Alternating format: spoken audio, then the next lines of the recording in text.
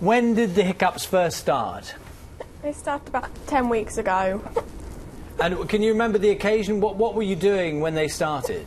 I just had lunch and was going into lessons.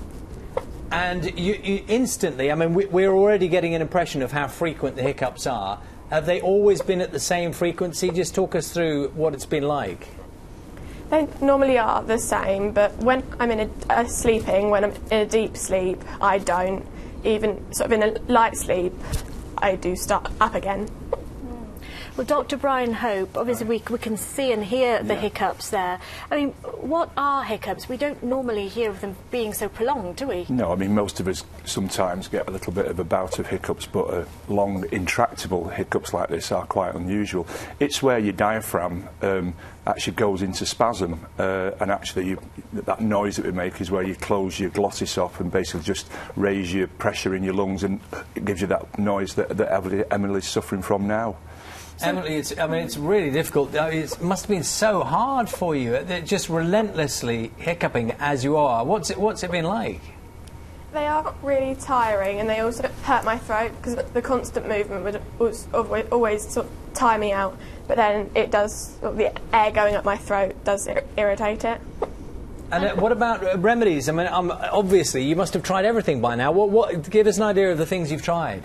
I've tried all the home remedies, from holding my breath to a spoonful of sugar, drinking from a glass backwards. I've even tried vinegar, spoonful of vinegar. Well, we have had some remedies. People have been emailing into us, Emily, and Dr. Hope as well. Perhaps we could get some of your thoughts on this. Jill emailed to say, take a small paper bag, gather in the top of your hand, breathe normally in and out of the bag through your mouth, and then continue for several minutes until the hiccups stop. And she says that changes the ratio of oxygen and carbon dioxide. Have you tried that, Emily, breathing through a bag? I have tried that, yeah. Yeah. Oh. And here's another one for you, Emily, from Jane. And these are all people who are sort of positive ideas you might have tried. This is from Jane Smith, who says, get the person with the hiccups to hold both their hands above their head and feed them a glass of water. So hands above the head with water. I don't know. Tried that one? I don't know. I haven't tried that one. I've tried fingers in my ears while drinking water. I mean, I really don't know what to say. What have the sort of doctors said to you so far about, you know, what measures are available to you?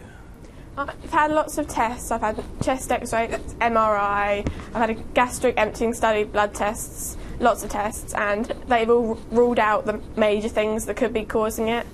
So something like a tumour or something, and then anything irritating the diaphragm, so then they're going up the route of smaller things that could be causing it. Yes, I think that's the issue, that obviously Emily's had all the tests done that exclude any nasty thing that we're doing it, and actually most people who've got a problem are just left with this unknown reason why she's suddenly gone into these hiccups.